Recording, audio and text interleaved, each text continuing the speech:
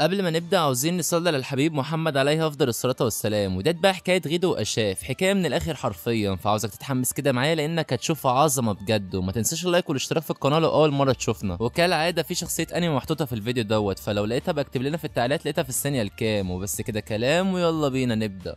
بتبدأ قصتنا بقى يا معلم، وبنشوف اتنين كده بينزلوا من قطر وبيوصلوا لمدينة جديدة. والبنت ديت واللي اسمها غيدو بتقول للواد اللي معاها متأكد ان الساحرة في المدينة ديت، فبيقول لها هنكتشف دوت قريب. وبيكون اسم الواد دوت أشاف. وبيروحوا بعدها يسألوا الناس عن الساحرة اللي موجودة في المدينة ديت. فالراجل دوت بيقول له لو بتدور على ساحرة فانت لازم تسأل البنت ديت. وأشاف بيقول للبنت انت ساحرة ولا ايه؟ فبتقول له لا يا عم بقى دوت شكل ساحرة برضه. فغيدو بتقول لها هي فين اخلصي. فأشاف بيتأسف للبنت وبيقول لها معلش. وبيقول لها ان غيدو عندها مشاكل مع الساحرات، وبيقول كويس ان لقيت حد يعرف الساحره بسرعه. فبتقول له البنت قصدك ايه يا اسطى؟ ومين ما يعرفهاش؟ ده الكل في المدينه يعرفها. فبيستغرب اشاف وقتها وبيقول لها ازاي، بس مش بيلحق يكمل كلامه لان المكان اللي هم فيه بيتعرض لهجوم. فابطالنا بيطلعوا بره وبيلاقوا وحش كبير جدا، والشرطه بتحاول توقفه ولكن دوت بيدوس عليهم وبيكمل طريقه عادي. واشاف بيقول لغيدو ان شكل الوحش دوت جه من سحر قوي. فبتقول له انه اكيد سحر الساحره، ولكن البنت بتقاطع كلامهم وبتقول انهم فاهمين غلط، وان دوت مش بسبب سحر الساحره، وان الساحره هي المنقذه بتاعه المدينه ديت. وبنشوف واحده وقتها وهي بتفعل قوتها وبتستخدم سحر قوي كده، والوحش بيهجم عليها ولكنها بضربه واحده بتخلص عليه. والناس بيبداوا يحيوا الساحره، واشاب بيقول ده اللي هو ازاي يعني بتشجعوا الساحره. فبتقول له البنت ان الساحره ديت بتساعد المدينه وبتحميهم، وبتقول له كمان انها تلميذه عند الساحره ديت. والبنت بتروح وقتها لعند الساحره، واشاب بيقول كويس ان احنا عرفنا مكان الساحره بسرعه. وبيقول لغيدو بعدها انهم لازم يهدوا عشان الساحره ديت شكلها مش سهله ابدا، ولكن غيدو اصلا مش بتكون جنبه. والساحره وقتها بتكون واقفه مع البنت ديت، بس غيدو بتيجي وبتهجم عليها ولكن الساحره بتصد ضربتها وبتستخدم قوتها وبتكتف غيدو. وبيكونوا الشرطه يمسكوها ولكن اشاب بيستخدم الغربان عشان يبعدهم عن غيدو. وبيقول لغيدو انها ما كانتش لازم تتسرع. فالبنت بتقول لهم ان شكلهم ناس مش سالكه وعاوزين يأذوا الساحره، والناس بيبداوا يحدفوا عليهم الحجاره. ولكن اشاب بيقول لغيدو انهم هيمشوا دلوقتي، وبيقول للساحره انه هيقابلها تاني، وبيستخدم الغربان وبيمشوا من المكان. وبعدها بيعرف اشاف قصه المدينه ديت، وانهم من 400 سنه حلت على المدينه ديت لعنه، واللعنه ديت حرقت المدينه بالكامل، ولكن الساحره اللي عملت اللعنه اتهزمت وتم ختم اللعنه. وبيقول شاف ان مكان اللعنه هو القصر دوت واللي الساحره قاعده فيه حاليا. واثناء ما هم واقفين بيلاقوا مجموعه بنات جايين على القصر. فاشاف بيسالهم عن السبب اللي جابهم لهنا. فبيقولوا له ان الساحره عامله حفله وتم دعوتهم ليها. فبيقول حفله ها؟ ولكن وقتها البنت ديت بتيجي وبتدخل مجموعه البنات، وبتقول لابطالنا انها مش هتدخلهم. فغيدو بتقول لها انت هبله يا بنتي بتحمي ساحره؟ وبتقول لها ان كل الساحرات اشرار. فالبنت بتتعصب وقتها وبتقول لغيدو انها غلطانه، وان معلمتها عانت جدا بسبب انها من الساحرات، ولكنها بذلت كل جهدها وبدات تنقذ الناس وبدات تحمي المدينه من اي خطر، وحتى انها انقذتها في يوم، وعشان كده هي مش هتخلي حد يقرب منها تاني. فاشاب بيقول لها كلام جميل والله بس مش منطقي، وبيقول لها ان اللعنه اللي بيتم ختمها ممكن يتفك ختمها من تاني. وبيقول لها مش صدفه يعني ان الساحره تسكن مكان الختم. فبتقول له البنت وانا صدقك ليه؟ فبيقول لها ما تصدقيش بس خلي بالك منها. فبتتعصب البنت وقتها وبتسيب ابطالنا وبتمشي. وغيدو بتقول له هنكسر الباب ولا ايه؟ فبيقول لها لا هنرجع للفندق من تاني ودوت لان عاوز اتاكد من كام حاجه. والساحره وقتها بتكون مع مجموعه البنات، واشاب بيكون في الفندق وبيقول زي ما توقعت. وبيعرف غيدو ان النهارده موافق لليوم اللي تم ختم فيه اللعنه في المدينه، وان الساحره ممكن تفك الختم في اليوم دوت. وبيقول ان شكلهم لازم يحلوا الموضوع بالعنف وان مفيش طريقه تانية هتنفع. فغيدو وقتها بتولع من الحماس وبينطلقوا بعدها على القصر فعلا، ورجال الشرطه بيحاولوا انهم يوقفوهم بس اشاب بيستخدم قوته وبيقدروا يخلعوا منهم، ولكن بيلاقوا شرطه اكتر في الطريق. وبيقولوا ان شكل الوصول للقصر هياخد حبه وقت. وفي القصر وقتها بتصحى البنت ديت وبتنصدم، وده لانها بتشوف البنات وهم مصابين، وبتسال الساحره عن اللي بيحصل. فبتقول لها الساحره انها بتستخدمهم عشان تفك الختم بتاع اللعنه. وبتقول ان الساحره اللي اتغلبت من 400 سنه كانت جدتها، وبتقول انها تنتقم من البشر على قتلها. وبتفتح اول باب من ابواب اللعنه، وبنشوف المدينه اللي بتبدا النار تنتشر فيها وبتموت ناس كتير جدا. وبتكون الساحره فرحانه جدا بكده، بس غيدو وقتها بتوصل وبتهجم عليها، ولكن الساحره بتقدر انها تمسكها. وغيدو بتحرر نفسها وبتيجي تهجم عليها تاني، بس الساحره بتديها ضربه كمان. والساحره بتلاحظ وقتها وجود اشاف واللي بيعمل حاجز على البنات الموجودين. والساحره بتقول له انتوا مين بالظبط؟ فبيقول لها والله مجرد اتنين بيقتلوا الساحرات لاسباب شخصيه. والبنت بتقول للساحره ان الناس اللي قتلوا جدتها ماتوا من زمن، وان كل اللي في المدينه دلوقتي بيحبوها. فبتقول لها الساحره انها مش فارقه معاها، وانها تنتقم من اي حد في المدينه ديت وهتستمتع بكده. وبتستخدم كمان واحده لفتح باب تاني من ابواب اللعنه، واشاب بيحاول يمنعها ولكنها بتهجم عليه. وغيدو وقتها بتقوم من تاني وبتسال الساحره لو هي فاكراها او فاكره العلامه ديت. فبتنصدم الساحره وقتها لما بتشوف العلامه ديت، وبنعرف ان العلامه ديت معناها ان غيدو عليها لعنه. وبتقول للساحره ان ازاله اللعنه شيء صعب جدا، وانها لازم تلاقي الساحره اللي لعنتها ومن بعدها تخليها تشيل اللعنه. ولكن الساحره بتضحك وقتها وبتقول انها مش الساحره اللي حطت عليها اللعنه، فما تقدرش انها تعمل ليها حاجه، وبتهجم عليها بضربه سحريه. وبتقول لغيدو انها ضيعت وقتها على الفاضي. فاشاب بيقول لها مش بالظبط كده، وبيقول ان في طريقه تانية لفك اللعنه بشكل مؤقت. وبنلاقي غيدو بتهجم على الساحره من تاني، بس الساحره بتخترق جسمها بسحرها. بس غيدو وقتها بتضحك وبتلمس الساحره بسرعه، وبيقول اشاف ان لمس ساحره قويه بيفك اللعنه بطريقه مؤقته. وبنلاقي اللعنه بتطلع من جسم غيدو وبتدخل للتابوت، والساحره مش بتكون عارفه ايه اللي بيحصل. وبنلاقي التابوت بيتفتح وقتها وبيخرج منه شخص قوي جدا وعنده قوه مرعبه، وهي ديت بقى الهيئه الاصليه لغيدو. والساحره بتنصدم وقتها من قوه الشخص اللي قدامها دوت، واشاب بيقول لها خلصي الموضوع بسرعه. والساحره بتجمع قوتها وقتها وبتهجم على غيدو، ولكن ولا بيحصل ليه اي حاجه. والساحره بتستخدم سحر اقوى من السحر اللي فات، ولكن غيدو ولا بيتاثر. والبنت بتقول لاشاف انت مش هتساعد صاحبك ولا ايه؟ فبيقول لها مين قالك انه محتاج مساعده اصلا؟ وبيقول لها ان غيدو هو كابوس لاي ساحره. وبنلاقي غيدو مسك الساحره وبيجي مجهز قوته وبيديها ضربه من الاخر حرفيا، وبيقدر انه يخلص عليها. ولكن جسمه بيضعف وقتها وبيرجع لشكله البشري من تاني، لان اللعنه اتفكت لوقت قليل بس. وبعدها بنشوف اشاف وهو بيشوف المدينه، وبيقول انهم بداوا يسيطروا على النار اللي حصلت، وبيكون خلصوا المهمه في المدينه ديت. ولكن غيدو بتكون متعصبه لانها ما لقتش الساحره اللي لعنتها، ولكن اشاب بيقول لها انهم هيلاقوها اكيد. وبيكونوا ابطالنا انقذوا البنت واصحابها، وبنعرف بقى ان ابطالنا شغالين في منظمه كبيره واللي بيكون اسمها الرنين السحري، وهي منظمه هدفها الاول هو هزيمه الساحرات وكبح قوتهم. وعرفنا كمان ان غيدو ملعونه وبتدور على الساحره اللي لعنتها عشان تفك اللعنه من عليها وترجع لجسمها الاصلي وتبقى قويه من تاني. وفي حته تانيه بنشوف واحده كده وهي ماشيه بالليل، بس بتحس وقتها ان في حد وراها. ولما بتشوف لو في حد مش بتلاقي حاجه، ولكن لما بتكمل مشي بتلاقي واحده واللي بتهجم عليها وبتقتلها بطريقه وحشيه. وفي الوقت دوت بيكونوا ابطالنا وصلوا لمدينه جديده، وغيدو وقتها بتقول له فين الساحره؟ فبيقول لها الله اعلم، وبيقول لها ان لسه هيتبعت ليهم مكانها، ولكنهم حاليا عندهم مهمه تانيه. وبيكلم اشاف الراجل دوت واللي بيعرفوا انهم طلبوا مساعدتهم، وده لان في وحش بيهاجم الناس. وبيقول لاشاف انه وحش خطير جدا، والوحش بيكون نازل طحن في الناس وهم بيتكلموا. وبيشوف الوحش بعدها واللي بتكون الاسلحه مش مؤثره فيه خالص. واشاف بيقول له بقى انت عاوزنا نغلب دوت؟ فالراجل بيقول له حصل، وبيقول له كمان انهم لازم ما يأذوش الوحش دوت. بس غيدو وقتها بتقول انها مش مهتميه بالوحوش وانها عاوزه الساحرات وبس. فبيقول لها شاف انهم فريق المفروض، ولكنه المره ديت هيخلص المهمه لوحده. وبيروح بعدها لعند الميه وبيستخدم سحره عليها وبيتحكم فيها وبيخليها تعمل كوره كده، وبيوجه الكوره بعدها لراس الوحش عشان ما يقدرش يتنفس ويغمى عليه. وفعلا بيقدر يغلب الوحش بسهوله وبيخلص المهمه، وبيشكر الراجل دوت على مساعدتهم. فاشاب بيقول له ان دوت شغلهم، وبيروح بعدها ياكل هو وغيدو. ولكن غيدو بتكون متعصبه على الاخر وبتقول له انهم بيعملوا مهام تافهه، وبتقول له انها انضمت للمنظمه ديت عشان تلاقي الساحره اللي لعنتها وتقدر انها تنتقم منها. فاشاب بيقول لها انه عارف كده. فغيدو بتقول له امال فين الساحرات يا عم؟ فاشاب بيقول لها الدنيا مش بتمطر علينا ساحرات، وبيقول لها كمان انها انضمت للمنظمه عشان هدفها الخاص، ولكنها مجبره تساعدهم عشان تلاقي الساحره، ولغايه ما تلاقيها لازم تفضل تعمل المهام اللي بتيجي ليهم. فبتقول له غيدو تمام يا اسطى. ولكن وقتها بيجي ليهم جواب من المنظمه، وبيستخدم اشاف خاتم كده عشان يفك التعويذه اللي على الرساله. وبيبدا اشاف يقرا الرساله وقتها، وبيقول لغيدو انبسط يا ستي، شكل في ساحره ورا المهمه ديت. وفعلا بيروحوا بعدها للمدينه اللي فيها الساحره، وبيكونوا بياكلوا وقتها. ولكن جواب تاني بيجي ليهم وبيكون في معلومات اكتر عن المهمه واللي بيكون فيها ساحره وكتاب سحري كمان. وبيقول اشاف ان المهمه ديت هتكون صعبه حبه، ولكن غيدو بتكون متحمسه لان في ساحره في الموضوع. وفي الليل بنشوف اتنين كده وهم بيروحوا المكان الحادث، وبنعرف انهم بيحققوا في الموضوع. والمحقق دوت بيقول للبنت ان مفيش اي اثر للساحره كالعاده، ولكنها سابت وراها الضحايا بتوعها واللي بيكونوا مقتولين بطريقه وحشيه. وبتقول المحققه ان اكيد تم استخدامهم في تضحيه، وبتقول ان للاسف محدش قادر يوقف الساحرات، وان الشرطه مش هيقدروا يعملوا حاجه قدام الساحرات. فبيقول لها زميلها انها الوحيده هنا اللي بتستخدم السحر، وانها لو حاسه انها محتاجه مساعده ممكن تطلب من المحافظ يجيب ناس يساعدوها. فبتقول له انها تفكر في الموضوع وانهم لازم يخلصوا المجزره ديت في اقرب وقت ممكن، وبعدها بتمشي من المكان. ولكن في الطريق بتلاقي شافوا غيدو اللي بيكونوا بيتكلموا عن الجرائم اللي عملتها الساحره. فالمحققه بتشك فيهم وقتها وبتقول لهم انتوا مين بالظبط وايه اللي في التابوت دوت، وبتبدا تحضر تعويذه ورا ظهرها عشان تهجم عليهم. فشاب بيقول لها انت بتحققي معانا ولا ايه؟ وبيقول لها انهم مش عاوزين يأذوا حد وانها توقف التعويذه اللي بتعملها ديت. فبتوقفها فعلا. واشاب بيقول لها انهم عاوزين يساعدوها وانهم من منظمه الرنين السحري، وطالما في ساحره هنا فهم هيلاقوها. فبتاخدهم المحققه وقتها على مطعم كده عشان يتكلموا، وبيعرفها اشاف ان المحافظ هو اللي طلب مساعده من المنظمه بتاعتهم. فبتطمن ليهم حبه وقتها، وبينزل الاكل بعدها وبتعمل مجال عازل للصوت، وده عشان يتكلموا بحريه. العسكريه وبيقول لها شاف انهم عاوزين معلومات اكتر عن القضيه، فبتقول له انهم اخدوا اذن من المحافظ ولكنها لسه مش واثقه فيهم قوي، فبيقول لها شاف ان دوت غباء وده لانها بتواجه ساحره قويه وهي الفرد الوحيد اللي بيقدر يستخدم السحر هنا، والشرطه طبعا مش هيقدروا انهم يساعدوها، وانها لو فشلت في ايقاف الساحره وقتها فايلق الفرسان هيتدخل، وفايلق الفرسان دوت عزيزي المتابع بيكون فايلق كده لقتل الساحرات، هو بيدخل في المدن اللي ما فيهاش حد قادر يواجه الساحرات وطبعا بياخد فوائد على كده، وبيكمل اشاف كلامه وبيقول ان المحافظ مش عاوز يخلي فايلق الفرسان يتدخل عشان ياخد مجد هزيمه الساحره لوحده، ولكن غيدو بتقول لها ما تخلصي يا ستي وتعرفينا فين مكان الساحره ديت، ولكن البنت بتقول لها انت متحمسه ليه لموضوع الساحره، بس قبل ما تتكلم بيوقفها اشاف، هو بيقول لها ان هزيمه الساحرات هو هدفهم، بس المحققه بتقول له انهم عاوزين يكسبوا ثقتها، فيا ريت يعرفها كل حاجه تخص غيدو وانها حاسه انه بيخفي حاجه، فبيقول لها اشاف كشفتيني فعلا، وبيقول ان غيدو ملعونه وهم بيدوروا على الساحره اللي حطت عليها اللعنه ديت، وانهم بيدوروا في كل الساحرات وبشكل عشوائي ودوت لانهم ما يعرفوش شكل الساحره اللي حطت عليها اللعنه، فبتقول لهم انها دلوقتي بدات تصدقهم حبه وانها موافقه على مساعدتهم ليها، وبتقول ليهم انها هتمشي دلوقتي وانها هتقابلهم بكره، فاشاف بيقول انها واخده حذرها قوي وانها برده ما عرفتهمش اي حاجه، وفي الوقت دوت بتكون الساحره ماسكه ضحيه تانية وبتقتلها، وبعدها بنشوف اشاف وغيدو مع المحققه واللي بيكون اسمها كيرا، وبتقول لاشاف ان الساحره مش بتسيب اثار وراها وانها بس بتسيب الضحايا بتوعها وكتابات غريبه كده، وبتحاول كيرا واشاف يفكوا اللغز بتاع الكتابات ديت، فبتاخدهم كيرا لعند مكتبه كده، وبتقول ان فيها شخص ممكن يساعدهم، ولكن غيدو بتكسر الباب بتاع المكتبه وبتكون شامه ريحه حاجه، ولما بيدخلوا المكتبه بيلاقوا الشخص اللي فيها مقتول وبيطلعوا بعدها، وبيقول اشاف لكيرا ان شكل الساحره سبقتهم لهنا، فبتقول له واضح كده، وكيرا بتكون متضايقه لانها كانت تعرف الشخص دوت، فبيقول لها اشاف انها تقدر ترتاح دلوقتي، ولكن كيرا بتقول له ما يقربش منها قوي ودوت لان اي حد بيقرب منها مش بيحصل له كويس، فبيستغرب اشاف وقتها، وفي الليل بتقول كيرا ليهم انهم هيكملوا التحقيق بكره وبتمشي بعدها من المكان، بس غيدو وقتها بتحس بحاجه غريبه وبتقول لاشاف ان في حد جاي عليهم، فبيقول لها بتهرجي ولا ايه، ده انا سايب التابوت في الفندق، بس وقتها حد بيهجم عليهم، فغيدو بتجري بسرعه على مكانه، ولكن انفجار تاني بيحصل واشاف بيقدر انه يحمي نفسه، وبيشوف الساحره اخيرا وغيدو بتهجم عليها ولكنها بتختفي في الدخان وبتهرب منهم بعدها، وغيدو بتكون اتصابت في وشها من الهجوم اللي حصل واشاف بيطمن عليها، ولكن غيدو بتقوله ان الساحره كانت بتراقبهم من لما قابلوا كيرا وانها كانت حاسه بوجودها، وكيرا وقتها بتكون مروحه بس اشاف وغيدو بيجولها وبيقول لها اشاف ايه علاقتك بالساحره، فبتنصدم كيرا وقتها من شكل غيدو وبتسالهم عن اللي حصل، ولكن اشاف بيقول لها ان غيدو كويسه، وبيقول لها ان الساحره كانت بتراقبها، وبيقول لها انه شاكك انها مخبيه حاجه عنهم، لان طالما الساحره كانت بتراقبها من زمن كانت ممكن تخلص عليها بسهوله لما تفرقوا، ولكنها ما عملتش كده وهجمت على ابطالنا بدلها، ومعنى كده ان الساحره تعرف كيرا وبتبعد اي حد بيقرب منها، فكيرا بتنصدم وقتها وبتفتكر حاجه، فغيدو بتقول لها انها تعرفهم اللي حصل، فبتبدا كيرا تحكي اليوم اللي حصل وبدايه ظهور الساحره، وبتقول انها كانت شغاله في يوم عادي، ولكن حد بيجي لها وبيعرفها ان بيتها بيتحرق وولادها الاتنين كانوا جوه البيت وقتها، ولما راحت هناك كان البيت بيقع خلاص وما قدرتش انها تنقذ حد منهم وماتوا اولادها في الحادث دوت، والشرطه بيلاقوا بعدها كلام غريب على الحيطه، ووقتها بتعرف كيرا ان اللي عمل كده ساحره، وبعدها بتقول لاشاف انها خسرت اولادها بسبب الساحره، فبيقول لها اشاف غريبه، هو بيقول ان الساحره شكلها تعرف كيرا جدا ودوت لانها كانت قادره تخلص عليها في اي وقت، ولكنها ما عملتش كده وما اذتهاش، فبتقول لها غيدو انت عاوزه تنتقمي من الساحره صح، فبتقول لها كيرا طبعا، فبتقول لها غيدو انها تعتمد عليهم، ولكن وقتها واحد بيقول لهم ان الساحره بعتت رساله وبتقول انها هتيجي المركز التحقيق خلال 3 ايام، فاشاف بيقول ان شكلها عاوزه تخلص على حد، وغيدو بتقول خليها تيجي بس، وبعد 3 ايام بيكون اشاف وكيرا بيجهزوا التعويذ، وده عشان الساحره لما تظهر، وفعلا بتظهر الساحره وقتها فوق المبنى وبتستخدم السحر بتاعه وبتبدا بالهجوم على الكل وبتبدا تحدف عليهم الحاجات عشان تقتلهم، واشاف بيقول انها بتتسلى بالموضوع وبتصوب على اللي هي عايزه تقتله، وبتكمل الساحره وقتها قتل في الموجودين، ولما بتخلص عليهم بتختفي من المكان، فاشاف بيقول حلو قوي، فكيرا بتقول له ايه الحلو في كده دي هربت مره تانية، فبيقول لها اشاف انها ما هربتش وانه دلوقتي بقى عارف مكانها، فبتقول له كيرا ازاي، فبيعرفها انه نشر الغربان بتاعته في المدينه كلها وانه يقدر يشوف بعيون الغربان ديت، وتحس كده اننا داخلين على شغل ايتاشي، وبيكون عارف مكان الساحره، وفعلا بنشوف الساحره بعدها واللي بتكون خلعت القناع بتاعها، وبنكتشف وقتها انها مش ساحره اصلا وانها ولد، ولكن وقتها الولد دوت بيحس بحاجه وغيدو بتكون وراه بتهجم عليه، بس وقتها غيدو بتنصدم، وده لانها بتلاقي ولد تاني بيهجم عليها واشاب بيلحقها بسرعه، وبيقول لها وانت ليه كل مره بتهجمي لوحدك، بس غيدو بتقول له انهم 2 مش 1، ووقتها بيطلعوا الولدين وبيكونوا مستغربين ان اشاف عرف يلاقي مكانهم، وبيكونوا عاوزين يخلصوا عليه هو وغيدو، بس وقتها بتظهر كيرا واللي معاها، ولكنها بتنصدم وقتها وبتقول انتوا ازاي لسه عايشين، فاشاب بيقول لها انت تعرفي الاتنين دولت ولا ايه، فبتقول له ان دولت اولادها اللي المفروض الساحره قتلتهم في الحريق بتاع البيت، ولكنها بتقول انها مش عارفه ازاي هم لسه عايشين وبيعملوا ايه هنا، وبتقول كمان انهم مستحيل يكونوا الساحره دوت لانهم مش بيملكوا اي قوه سحريه. فاشاب بيقول لها بص على الكتب اللي في ايديهم، وبيقول لها ان ديت كتب سحريه قويه جدا، وبتدي الكتب ديت للشخص اللي بيستخدمهم قوه زي قوه الساحرات بالظبط. فكيرا بتستغرب وقتها وبتسالهم جابوا الكتب ديت منين، فبيقولوا لها انهم كانوا في الغرفه بتاعتها وانهم لقوا الكتب ديت على كرسي عندها، وبيقول واحد فيهم انهم مش بيقتلوا الناس من فراغ كده، ولكن الكتب ديت بتدي اللي بيستخدمها قوه سحريه مقابل انه يديهم ارواح البشر. وبيقول التاني انهم لو ما قتلوش حد عشان الكتب هي اللي هتقتلهم، وعشان كده هم كانوا بيقتلوا الناس، وانهم من لما مسكوا الكتب وهم ملعونين بيها خلاص. فغيدو بتقول لهم كذابين، وانهم كانوا ممكن يقتلوا الناس بطريقه ارحم من كده، ولكنهم كانوا بيستمتعوا بقتلهم بطريقه وحشيه. فبيقول لها الواد دوت انهم مش محتاجين يعرفوهم حاجه، وده لانهم هيموتوا دلوقتي، ولكن فجاه اخوه بيتعب ومش بيقدر انه يستخدم قوته. واشاب بيقول لهم ان شكلهم ما قتلوش حد النهارده، فالواد بيقول له انهم قتلوا 10 اشخاص على اقل تقدير، ولكن اشاب بيقول له انت قصدك على الدومه دولت، وبيقول له انهم مجرد دومه بيحركهم بقوته، وانه حاطط جواهم ماده حمراء بس وبيكون خدع الولدين. فالواد بيتعصب وقتها وبيستخدم قوه الكتاب بتاعه وبيحاول يقتل حد فيهم، ولكن غيدو بتنطلق عليه بسرعه، والواد بيحاول انه يصيبها ولكنه مش بيعرف يعمل معاها حاجه، وبتيجي جايباه الارض هو واخوه بسهوله. وغيدو وقتها بتكون متعصبه لانهم مش ساحره، وكيرا بتكون لسه مصدومه من اللي عرفته، ولكن غيدو بتقول لها انهم لازم يموتوهم دلوقتي لانهم لو ما عملوش كده الكتاب هيموتهم بطريقه بشعه. فكيرا بتقول انها عارفه كده وبتمسك السلاح وبتخلص عليهم، وبتكون كده رحمتهم من اللي كان هيحصل ليهم، وبتكون قضيه الساحره انتهت في المدينه ديت. وغيدو بتقول لاشاف انهم برضو ما تقدموش خطوه، وان الساحره اللي هنا طلعت مزيفه. فبيقول لها انهم بيعملوا مهام المنظمه حتى لو ما كانتش تخص الساحره اللي لعنتها. وكيرا وقتها بتيجي ليهم وبتشكرهم على كل اللي عملوه، فبيقول لها شاف ان دوت شغلهم طبعا، وبيقول لها انه ياخد الكتابين السحريين معاه. فبتقول له كيرا انها مستغربه من حاجه، وان ازاي الكتب كانت في الاوضه بتاعتها. فبيقول لها شاف ان الكتب السحريه هي اللي بتختار اصحابها. فبتقول له قصدك انهم ظهروا لوحدهم. فبيقول لها شاف ان دوت اللي حصل فعلا، وبيقول لها انها عملت الصح لما خلصتهم من عذابهم ودوت لان الكتب كانت هتقتلهم بطريقه مرعبه. فكيرا وقتها بتقول لهم تمام وبتودعهم بعدها وبتكون هتمشي. فاشاب بيقول لها انها لو واجهت اي مشكله تتصل عليهم. فكيرا بتضحك وقتها وبتقول انها كده تعمل كده، وانها لو واجهت ساحره في المستقبل هتعرفهم على طول. وبعدها بقى بنشوف ابطالنا في مدينه تانية وبيكونوا خلصوا مهمه جديده ليهم، وبيكون اشاب بيكلم البنت اللي طلبت مساعدتهم، بس وقتها بيسمعوا اصوات عاليه وبيلاقي اتنين بيطاردوا واحد بيكون شكله غريب. فغيدو على طول بتنطلق عليه وبتضربه وبتكون هتخلص عليه، بس اشاب بيقول لها مفيش داعي. وبيوصلوا بعدها الاتنين دولت وبيشكروا ابطالنا انهم ساعدوهم. فاشاب بيقول لهم هو مين دوت بالظبط، فبيعرفوه ان دوت واحد من الموتى الاحياء اللي هم الزومبي يعني عزيز المتابع. وبيقولوا بعدها الشخصين دولت انه ما اتعملش ليه الصيانه السحريه وعشان كده فقد عقله. فغيدو وقتها مش بتكون فاهمه زينا كده، فاشاب بيشرح لها الصيانه ديت، وبيقول ان الصيانه السحريه ديت بيعملها المستحضر اللي حول الشخص لزومبي، وده عشان يحافظ على عقله وجسمه في حاله كويسه. فالراجل دوت بيقول له بالظبط كده، ولكن بيقول له ان عدد الموتى الاحياء كتر في الفتره الاخيره وان في حاجه غريبه في الموضوع دوت. فالبنت بتقول له ان لو عاوز مساعده فالاتنين دولت هيساعدوه. فالراجل بيسال ابطالنا لو يقدروا يساعدوه، فبيقول له شايف انهم ما يقدروش للاسف لان التخصص بتاعهم هو الصحراء، ولكن بيقولوا ان في حد ممكن يقدر يساعده. وبنشوف اتنين كده بيوصلوا للمدينه بعدها وبيكونوا دولت من المنظمه نفسها بتاعت ابطالنا، والراجل دوت بيقابلهم بعدها وبيعرفوا عن نفسهم، وبنعرف ان البنت ديت اسمها فرايا وبتكون مستدعيه ارواح، والولد دوت بيكون اسمه لويد وبيكون المساعد بتاعها. وبعدها بنشوفهم وهم قاعدين وبيعرفوا من الراجل دوت تفاصيل القصه من بدايتها، وبيقول ان من شهرين بقى في اعداد كبيره جدا من الموتى الاحياء اللي محتاجين للصيانه السحريه. فلويد بيقول ليه انهم لازم يلاقوا المستحضر اللي حولهم لزومبي عشان يعمل لهم صيانه، وده لان محدش غيره يقدر يعمل الصيانه ديت. فبيقول له الراجل دوت انهم ما يعرفوش مين اللي حولهم. فبتقول له فرايا ان كده المستحضر دوت بيخالف القانون، وبتقول ان تحويل الشخص لزومبي عمليه خطيره جدا وانها بتحتاج موافقه اهل الشخص اللي هيتم تحويله، ولكن المستحضر دوت شكله مش بياخد موافقه من حد. وبتقول انهم لازم يبداوا يدوروا على طرف الخيط اللي يوصلهم ليه، ولكن الراجل دوت بيعرفها ان اشاف قال لهم يجمعوا معلومات عن الموتى الاحياء اللي في المدينه، وده لانها هتحتاج المعلومات ديت. فبتقول له فرايا انها فعلا هتحتاج المعلومات ديت. وبنشوفهم بعدها وهم في مكان مهجور، وبيقول الشخصيات لفرايا ان في المدينه بتاعتهم في 4 مستحضرين، وان مجموع الموتى الاحياء اللي في المدينه 21. فبيقولوا لويد ان عددهم كبير جدا. فبيقول له الراجل ان دولت اللي معمول ليهم صيانه سحريه، اما اللي لسه ما اتعمل لهمش صيانه فعددهم اكبر بكتير. وبيسال الشخصيات فرايا عن السبب اللي خلاها تجيبهم من المكان المهجور دوت. فبتقول له انها عاوزه تجذب كل الموتى الاحياء اللي فقدوا عقلهم لهنا. فبيقول لها الراجل دوت ازاي هتعملي كده؟ فبتقول لهم عن طريق المصباح دوت وانها مشغلاه من مده. فبيقول لها معلش بس العتب عن النظر، بس المصباح مطفي. فبتقول له ان النور بتاع المصباح دوت مش هيشوفه غير الموتى الاحياء وانه بينور جدا بالنسبه ليهم. وفعلا بنشوف وقتها الزومبي اللي بيبداوا يجوا على ضوء المصباح دوت، ولكن عددهم بيكون كبير جدا وبيحوطوا المكان حرفيا. ولويد بيقول ان دوت عدد كبير جدا، فبتقول له فرايا حصل، وانها ما كانتش متخيله كل العدد دوت يجي في الوقت القصير دوت. وبتطلع بعدها فرايا حبه ضوء من المصباح وبتيجي حتفاهم على لويد اللي بيقول لها الله ياخدك يا شيخه ودوت، لان الزومبي كلهم بيقتحموا المكان وبيبداوا في الهجوم عليه. والشخص ده بيقول لها انهم لازم يساعدوه، ولكنها بتقول له ما يخافش وان لويد المساعد بتاعها قوي جدا. وفعلا بنشوف لويد اللي بيبدا تقطيع في الزومبي على اخره. بتقول فرايا وقتها ان شكل الزومبي دولت جم من مكان واحد، وده لانهم وصلوا سوا لهنا ومستحيل يكونوا كل الزومبي دولت مستخبيين في المدينه ومحدش حاسس بيهم. فبيقول لها الراجل ان معنى كده انهم جم من مكان غير المدينه. فبتقول له فرايا ان دوت اللي حصل فعلا. وبيكون لويد نازل طحن في الزومبي على اخره وبيخلص على كل الزومبي الموجودين فعلا. وبيكون متعصب من فرايا وقتها، ولكنها بتقول له عاش يا بطل، كنت بتقاتل بشجاعه. فبيسكت خالص ولا كأن حاجه حصلت، الله عليك يا فخر الرجال. وفرايا وقتها بتقول ان الزومبي دولت مفيش واحد فيهم تم استحضاره بطريقه كويسه، وبتقول ان المستحضر حولهم لزومبي لسبب معين، وان في 3 حالات من الاستحضار. اول واحده فيهم وهي الاستقلاليه، وهي ان الزومبي يكون عنده حريته الكامله ويعمل اللي هو عاوزه. والحاله الثانيه بتكون شبه الاستقرار، ولكن المستحضر بيدي امر للزومبي انه ينفذ حاجه معينه. والحاله الثالثه والاخيره بتكون عباره عن ان المستحضر بيتحكم في الزومبي بشكل كامل. وبتقول فرايا ان الزومبي دولت استحضروا بالحاله الثانيه، وهي انهم يعملوا امر معين للمستحضر. فبيتعصب الشخص وقتها وبيقول لها ان المستحضر دوت بيستخدم الزومبي براحته، وبعد ما بيزهق منهم بيستغنى عنهم وكانهم دومه في ايده، وانه حتى مش بيعمل ليهم الصيانه السحريه. وبيقول انهم لازم يلاقوا الشخص دوت. فبتقول له فرايا فعلا، ولكن الشخص التاني بيقاطع كلامهم. وبيقول انه ملاحظ ان اغلب الزومبي اللي هنا من البنات وشعرهم احمر. فبيقول له ايه ده ان شكل المستحضر مهتم بالنوع دوت. ولكن وقتها واحده من الزومبي بتمسك ايد فرايا، ولويد بينطلق بسرعه عليها وبيقتلها. وفرايا بتقول ان شكل في حد كان بيراقبهم. وفي مكان تاني بنشوف المستحضر اللي بيكون شايف اللي حصل وبيضحك وقتها. وبتبدا فرايا واللي معاها بتتبع اثار الزومبي لحد ما بيوصلوا لقصر كبير في وسط الغابه. وبيكون لويد وقتها بيبص جوه القصر، بس وقتها بيجي زومبي ضخم من جنبه وبيهجم عليه وبيطيره حرفيا. والراجل دوت بيضرب عليه بالنار ولكنه مش بيتاثر خالص. وبعدها بنشوف واحده من الزومبي وهي بتتكلم وبتقول لفرايا انها طلعت جميله فعلا. فبيسال الراجل دوت وقتها لو هي المستحضر، ولكن فرايا بتقول له لا، وان المستحضر بيتكلم من خلالها. فبيتكلم المستحضر وقتها وبيقول لهم انهم يدخلوا القصر، ولكن الراجل دوت بيقول لفرايا انهم لازم يهربوا. بس المستحضر وقتها بيقول له ان معاه حاجه تهمه وبينده عليه باسمه واللي بيطلع جيف. فبيساله جيف هو يعرف عنه ايه. فبيقول له انه يعرف انه خسر حبيبته قبل كده، بس بيقول له ما تخافش انا حولتها لزومبي عشان تشوفها مره تانية. فبينصدم جيف وقتها، والمستحضر بيقول لفرايا انه ما يعرفش حاجه عنها خالص، فعشان كده لازم يقدم لها حاجه عشان تقبل تدخل القصر معاه. وبالله الزومبي الضخم بيمسك لويد وبيخلص عليه. ففرايا بتنصدم وقتها، بس المستحضر بيقول لها انه يقدر يرجعه ليها تاني على شكل زومبي لو سمعت كلامه. فبتنجبر فرايا وقتها انها تدخل القصر معاهم. وبعدها بنشوف فرايا وجيف اللي بيدخلوا القصر عشان يقابلوا المستحضر. وجيف وقتها بيكون مستغرب من عدد الموتى الاحياء اللي موجودين، وبيوصلوا لعند المستحضر وقتها واللي بيقول لهم يقعدوا. ولكن جيف بيتعصب وبيقول له انت ازاي حولت كل الموتى دول؟ فبيقول له عشان انا مستحضر عادي يعني. فبيقول له جيف ان ده مش عادي ابدا، وان اكيد عنده ناس بيساعدوه لانه مستحيل يتحكم في كل العدد دوت من الزومبي لوحده، الا بقى لو كان عنده قوه سحريه مرعبه. ففرايا بتقول له غلط، وبتقول له ان الصيانه السحريه هي اللي بتستهلك قوه المستحضر، ولكن المعلم دوت بيعمل الموتى الاحياء دولت وبيستفيد بيهم، ولما بيحتاجوا صيانه سحريه مش بيعملها ليهم وبيسيبهم يفقدوا عقلهم ويبقوا زومبي بلا هدف. وعشان كده هو قادر يتحكم في كل العدد دوت بسهوله لانه مش بيضيع طاقته السحريه في الصيانه. فالمستحضر بيقول لها ان كلامها صح فعلا. فبيقول جيف انه كده بيصنع زومبي بلا حدود. فبتقول له فرايا فعلا، وفرايا بتكون مستغربه من انه ليه بيعمل كده. بس جيف وقتها بيتعصب من المستحضر وبيقول له ايه الهدف بتاعك من ورا كل دوت. فبيقول له استنى افكر كده. وبعدها بيشاور على فرايا وبيقول انها الهدف بتاعه وانه عاوز جمالها، وبيقول انه في الواقع خسر حد عزيز عليه زيهم بالظبط. وبيقول ان شعرها كان احمر وكانت جميله جدا، وعشان هو مستحضر كان ممكن يرجعها كزومبي من تاني، ولكن كان عنده مشكله وهي انها ماتت محروقه، وانه لو رجعها كزومبي من تاني مش هتكون حلوه زي الاول. فهو عاوز واحده جميله عشان يضحي بجمالها لحبيبته ديت عشان ترجع بشكلها من تاني، وانه كان بيستدعي كل الزومبي دولت عشان يتمرن عليهم ويحسن من مهاراته. فبينصدم جيف وقتها وبيقول له بقى انت ضحيت بكل دولت عشان السبب الغبي دوت. فبيقول له المستحضر فعلا، وان كل دوت ما يفرقوش معاه. وبعدها بيقول لفرايا انه عاوز جمالها لو تسمح. ففرايا وقتها بتقول له لا والله ما اسمحش، وبتقوم بعدها من المكان. فبيقول لها المستحضر انه ما كانش عاوز يستخدم العنف معاها، وانه عارف انها مستحضره ارواح زيه، ولكن هي دلوقتي في القصر بتاعه ووسط الخدم بتوعه كمان. وبيأمر 2 من الزومبي يمسكوا فرايا، ولكن فرايا بتستخدم قوتها وبتيجي مبخره الزومبي دولت حرفيا، وبتقول له معلش بس انا مش مستحضره عاديه. وبتبدا الرموز تغطي جسمها وبتطلع ساحره قويه كمان. والمستحضر وقتها بينصدم، وده لان هالتها مرعبه، ولكن بيقول لها انها مش هتقدر تعمل له حاجه، وده لانه معاه لويد، وانها مش هتقدر ترجعه تاني لانه مخبي جسمه في مكان محدش يعرف مكانه غيره. فبتقول له فرايا ان دوت مش مهم وانها تخلص عليه دلوقتي دلوقتي، فبيستغرب المستحضر وقتها، ولكن بيقول لها انها حتى لو ساحره مش هتخرج من هنا حيه، وبيجيب جيش وقتها من الزومبي الاقوياء واللي بيكون عملهم عشان يحموه. ففرايا بتقول له بقى دوت كل اللي عندك، وبتيجي مستخدمه تعويذه قويه جدا وبتستدعي وحوش اقوياء وبيكون اسمهم فرسان الموت، وبتقول لهم ما يلمسوش الشخص اللي جنبها، وبيكون قصدها على جيف، ولكن اي حد تاني موجود في الاوضه ديت يخلصوا عليه. وفعلا الوحوش ديت ما بيصدقوا وبينزلوا طحن في كل الزومبي حرفيا ومش بيحلوا حد، والمستحضر وقتها بيخاف وبيهرب، وفرسان الموت بيخلصوا على كل الزومبي واللي منهم حبيبه جيف اللي بيزعل انه شافها بتموت لتاني مره قدامه. وفرايا بتتاسف ليه وبتقول له انها تنتقم من المستحضر على كل اللي عمله دوت. والمستحضر وقتها بيكون بيحاول يهرب مع تابوت حبيبته، ولكنه بيتفاجئ بصوت حد وراه واللي بيطلع لويد، والمستحضر بيقول له انت ازاي لسه حي؟ فبيقول له لويد انه ميت فعلا. فبيقول له المستحضر ان مستحيل فرايا تكون لحقت انها تحوله لواحد من الزومبي بالسرعه ديت. فبيقول له لويد انه كان زومبي من الاول، وبيتم معالجه جراح لويد وقتها ودوت بقوه فرايا السحريه طبعا. والمستحضر بيضربه بالنار بس من غير اي فايده، فبيترجاه وقتها انه ما يقتلوش. بس لويد بيقول له موت ايه يا عم؟ ده انا هعذبك احلى عذاب ودوت لانك ازعجت فرايا. وفرايا وقتها بتوصل هي وجيف وبتلاقي لويد واللي بيكون خلص على المستحضر، ولكن المستحضر بيفوق بعدها وبيلاقي فرايا قدامه وبيستغرب وقتها وبيسالها هي عملت فيه ايه، فبتعرفه انها حولته لواحد من الزومبي اللي بيتبعوها. فبينصدم المستحضر وقتها وبيكون هيتجنن من اللي هي عملته، ولكن فرايا بتقوله انه هيحس بشعور كل الناس اللي حولهم لزومبي دلوقتي، وبتقوله كمان انه هيعمل لكل الناس اللي حولهم صيانه سحريه، وانه لو اتكاسل في كده هتوريه العذاب حرفيا. فبيخاف المستحضر منها وبيوافق انه يعمل صيانه سحريه لكل الزومبي اللي حولهم. وفرايا بتقول انها نسيت حاجه وبتستخدم قوتها وبتجرح المستحضر، وبتقول ان دوت عشان يقرب من لويد تاني، وبيكونوا بكده خلصوا لغز الزومبي في المدينه ديت اخيرا. وفي مكان تاني بقى بنشوف غيدو اللي بتصحى من النوم واشاب بيكون بيحضر ليهم الاكل. فغيدو وقتها بتقول له مفيش مهام جديده ولا ايه الدنيا؟ فبيقول لها استني لما اخلص الاكل الاول. وبعد ما بيقعدوا بيوريها اشاف ظرف اسود كده، وبيقول لها ان عندهم مهمه جديده وان شكلها خطيره كمان، وبيقول ان في حالات قتل كتيره في المدينه اللي جنبهم، وبيقولوا ان ساحره ورا عمليات القتل ديت، ولكن بيقول لها ان في مشكله قدامهم، وهي ان الساحره ديت في منطقه بيحميها فايلق الفرسان، وان للاسف هم لازم يتواصلوا مع الساحره الاول، ولكن فايلق الفرسان اكيد هيعترض طريقهم ودوت لان في خلافات بين فايلق الفرسان ومنظمه ابطالنا، وعشان كده في احتمال انهم يواجهوا فايلق الفرسان عشان ياخدوا الساحره ديت. وبنشوف بعدها المكان اللي فيه الساحره وبيكون في مباني عماله تتدمر والناس بيكونوا خايفين خالص، وبيوصلوا ابطالنا وقتها وبتقول غيدو هو ايه اللي بيحصل. فبيقول لها شاف ان فايلق الفرسان اخلى الناس وحصروا الساحره في حاجز عشان ما تدمرش اكتر في المدينه، وبيكونوا ابطالنا متجهين ناحيه الحاجز، بس حبه من الفرسان بيوقفوهم وبيقولوا ليهم ان ممنوع الدخول لهنا، والفرسان بيشكوا في ابطالنا وبيسالوهم عن الهويه بتاعتهم وعن اللي موجود في التابوت دوت. فاشاب بيقول انهم من بره المدينه ولكن جدته عايشه جوه وانه عاوز يدخل عشان يطمن عليها، وبيوريهم اشاف الهويه بتاعته واللي بتكون هويه مزيفه من الاساس، ولكن الفرسان مش بيلاحظوا كده. فبيقولوا له الفرسان وقتها انه ممكن يعدي بس التابوت دوت لازم يعرفوا ايه اللي جواه. فاشاف وقتها بيظهر شاره كده على التابوت، والفارس لما بيشوفها بينصدم، وبتكون العلامه ديت رخصه بتسمح ليه انه يعدي من غير اي تفتيش. فبيقول له الحارس ان كده تمام، وبيبعت واحد من الفرسان معاهم عشان يوصلهم، ولكن وهم ماشيين بيتوقفوا فجاه. فالحارس بيفكرهم نسوا الطريق، بس اشاف بيقول لغيدو انها ما تقتلوش، فبتهجم غيدو عليه وبتضربه، وبيقول اشاف انهم دلوقتي يقدروا يروحوا للحاجز براحتهم. وفي القلعه اللي بتطير ديت بنشوف قائد فايلق الفرسان واللي بيكون اسمه بيل، ومساعدينه بيعرفوه انهم لسه بيواجهوا الساحره واللي بتكون عماله تهرب منهم. فبيل بيقول لهم انهم لازم يلاقوها وانهم لما يلاقوا مكانها يعرفوه بس، ودوت لانه عاوز يهزمها بنفسه. فواحد كده بيقول له ان المفروض يمسك الساحره بس من غير ما يضرها بحاجه. فالمساعد بيسال عن مين الشخص دوت، فواحده بتقول له ان ده مبعوث من القاده بتاعتهم، وانه واضح انه كان بيطارد الساحره ديت من زمن، وانه جه ليهم عشان يقدم لهم المعلومات اللي يعرفها وكده. وفي الوقت ده اشاب بيقول لغيدو ان القلعه ديت قويه جدا وان الفرسان بيكونوا جواها، وان حتى اقوى السحره ما يقدروش يدمروا القلعه ديت. وبيقول بعدها ان الحاجز دوت قوي جدا برضه، وانهم لو حاولوا يدمروه الفرسان هيحسوا بيهم وهيبداوا في الهجوم عليهم، ولكن هو مش هيدمر الحاجز بل هيعمل مدخل صغير ليهم عشان ما حدش يحس. فغيدو بتقول له طب سرع شويه يا عم، ولكن وقتها بيلاقوا ان في قتال بيحصل جوه، وغيدو بتقدر انها تشوف الساحره واللي بتكون بتهرب من حبه فرسان بيجروا وراها، ولكنها بتقدر انها تتغلب عليهم باستخدام سحر السيوف الخاص بيها. وبنشوف الفرسان اللي خسروا في القلعه، وبنعرف ان اللي الساحره قتلتهم مش هم الفرسان بجد، وانهم نسخه من الفرسان وبيكونوا معمولين باستخدام السحر. والمساعده بتقول لبيل ان الساحره خلصت على فريق البحث بالكامل، فبيقول لها انها تبعت فريق بحث تاني. والبنت بتقول لبيل انهم عرفوا ان الساحره بتستخدم السيوف وانها صغيره في السن، فبيسال بيل الراجل دوت لو يعرف حاجه عن الساحره ديت او حتى عن السلاله اللي هي منها. هو بيقول له ان كل معلومه هتفيدهم، بس وقتها في واحد من الفرسان بيتكلم وبيقول ان في حد مختفي بيهجم عليهم غير الساحره. وبنشوف الشخص المختفي اللي بيدمر في الفرسان واللي بيطلع غيدو واللي بتهجم على الساحره وقتها، ولكن الساحره الساحره بتصد الهجوم بتاعها، واشاب بيكون بيعمل تعويذه وقتها وبيقول لغيدو انها تاخرها اكتر، وبتسالها غيدو لو كانت فاكراها، فالساحره بتقول لها انها عمرها ما شافتها قبل كده وبتبعدها عنها وبتهجم عليها، بس غيدو بتقدر انها تصد الضربه وبتردها للساحره اللي بتهجم عليها بسيوف كتيره جدا، وغيدو بتقدر انها تتجنب الضربه وبتطلع من جنب الساحره، ولكن الساحره بتهجم عليها وبتقدر تجرحها في وشها وبتيجي حادفه عليها 3 سيوف، بس غيدو بتقدر انها تمسكهم والساحره بتكون مستغرباها، ولكن اشاب بيجي من ظهر الساحره وبيجي مستخدم التعويذه القويه اللي كان بيحضرها وبيقدر بيها انه يختم الساحره في كره صغيره، فغيدو بتقول له انها اكيد مش الساحره اللي حطت عليها اللعنه ودوت لانها ضعيفه جدا، فبيقول لها شاف انها قويه فعلا ولكنها ما استخدمتش كامل قوتها، وبنشوف بعدها الشخص دوت واللي بيبدا يعرف بيل حبه معلومات عن الساحره وعن قوتها، وبيقول له انها ساحره مبتدئه لسه ولكن سحرها قوي جدا وبيمكنها من صنع الحاجات والتحكم بيها، وبيقول له انها من سلاله السيف وانها زي ما قال ضعيفه ولكنها ممكن تدمر العالم، فبينصدم بيل وقتها، وفي الوقت دوت عند ابطالنا بيكون الحاجز اللي محطوط فيه الساحره بيتدمر، وبنشوفها وهي بتطلع منه واشاب بينصدم من اللي بيشوفه دوت لانه بيلاقي معاه سيف الشيطان، وده واحد من اقوى السيوف الملعونه، والراجل دوت بيقول لبيل ان الخطر مش من الساحره نفسها بل من السيف اللي معاها واللي اسمه سيف الشيطان واللي بيكون قادر على تدمير العالم لو تم تحريره، فبيل بيقول للجنود انهم يجهزوا انه هيروح بنفسه لارض المعركه، وده عشان الساحره معاها غرض خطير زي دوت، وبيقول انهم هيرجعوه منها بسرعه، وبيقول للمساعد بتاعه انه يتولى قياده القلعه في غيابه، وبيقول له كمان انه يراقب الشخص المبعوث دوت، وده لانه مش مطمن ليه خالص، وفي الوقت ده بيكون اشاب بيلهي الساحره بالغربان لان قوته السحريه خلصت في التعويذه اللي فاتت، وبيقول ان كده الامور خرجت عن السيطره، وده لانه ما توقعش ان سيف الشيطان يكون مع الساحره ديت، فبتساله غيدو وقتها عن السيف دوت، فبيقول لها انه غرض سحري قوي جدا وانه مش هيعمل حاجه طالما ما حدش استخدمه، ولكن لو حد استخدم قوته ساعتها السيف هيخرج عن السيطره وحتى الساحره اللي بتستخدمه مش هتقدر عليه، فبتقول له غيدو انه قوي جدا على كده، ولكن وقتها بيتعرضوا لهجوم من الساحره واللي بتكون عرفت مكانهم، وبتكون غيدو عاوزه تهجم عليها ولكن اشاب بيمنعها، وبيقول للساحره انهم عاوزين يتكلموا معاها وانهم مش عاوزين يعملوا ليها اي ضرر، فبتقول له لا والله امال كنتوا عاوزين تختموني ليه طالما عاوزين تتكلموا مش اكتر، فبيقول لها اشاف انه ما لقاش طريقه يكلمها بيها غير كده وانه بيعتذر ليها عن اللي حصل، وبيقول لها انهم عاوزين يخبوها، فبتقول له ازاي، فبيقول لها انهم مش اعداء ليها وانهم عاوزين يهربوها من ايد فيلق الفرسان وانها لازم تثق فيهم، ولكن الساحره بتكون شاكه فيهم، فساعتها السيف بيتكلم وبيصدم ابطالنا وبيقول للساحره واللي اسمها هيلجا انها تثق فيهم، واشاب بيقول من امتى السيوف بتتكلم، فبيقول له السيف ان ده حصل من زمن، وهيلجا بتكون مش واثقه في ابطالنا برضه، فاشاب بيقول لها انه عارف ان سحره السيف بيكونوا مخبيين السيف في مكان سري وبيكون محفوظ بعيد عن ايد الناس، ولكن انها تطلعه كده وتعرف الكل بوجوده بيكون خطر جدا، وان اكيد هي عندها سبب لكده وهم مش عاوزين غير انهم يساعدوها مش اكتر، فهيلجا برضه بتقول انها مش عاوزه مساعده من حد وانها لسه مش بتثق فيهم، فبيقول لها اشاف تمام خلصي علينا بقى طالما كده، وبيقول لها ان في 6 اشخاص ماتوا عن طريق ساحره وانها لو قتلتهم فعلا مش هتلاقي مشكله في قتلهم دلوقتي، وبيكون بيقرب منها، فالساحره بتقول له ما يقربش اكتر من كده وبتكون محوطاه بالسيوف، ولكن اشاب بيقول لها انها ما قدرتش تقتله ومعنى كده انها بريئه وهم هنا عشان يثبتوا كده، ولكن وقتها الفرسان بيهجموا عليهم، ولكن ابطالنا بيكونوا تفادوا الهجوم، واشاب بيقول لغيدو ان دولت نسخ من الفرسان والفرسان بيهجموا عليهم تاني، واشاب بيعمل حاجز للحمايه، وبتكون الساحره بتواجه صعوبه في صد الضربات، فاشاب بيعرض عليها المساعده، ولكن هيلجا بتكون متردده برغم كلام السيف وبتقول لابطالنا انها مش عاوزه مساعده من حد، وبتشكرهم بعدها وبتهرب من المكان، فاشاب بيقول لغيدو انها تروح وراه وتحميها، وهيلجا وقتها بتكون بتهرب وبتقاتل اي فارس بيجي في طريقها، ولكن مره واحده بتقف، والسيف بيقول انه وصل اخيرا، وبنشوف قائد الفرسان بيل واللي بيكون مستخدم لسحر الجليد، وبيل بيقول للساحره ان وقت اللعب خلص وانها تسلم السيف ليه بسرعه، بس وقتها بتوصل غيدو للمكان وبتقول لبيل بقى انت جاي بنفسك ومش باعت نسخه بدالك، معنى كده ان لما اقتلك هتموت بجد ومش هترجع تاني، فبيل بيقول لها ان شكلها مش عارفه هو مين،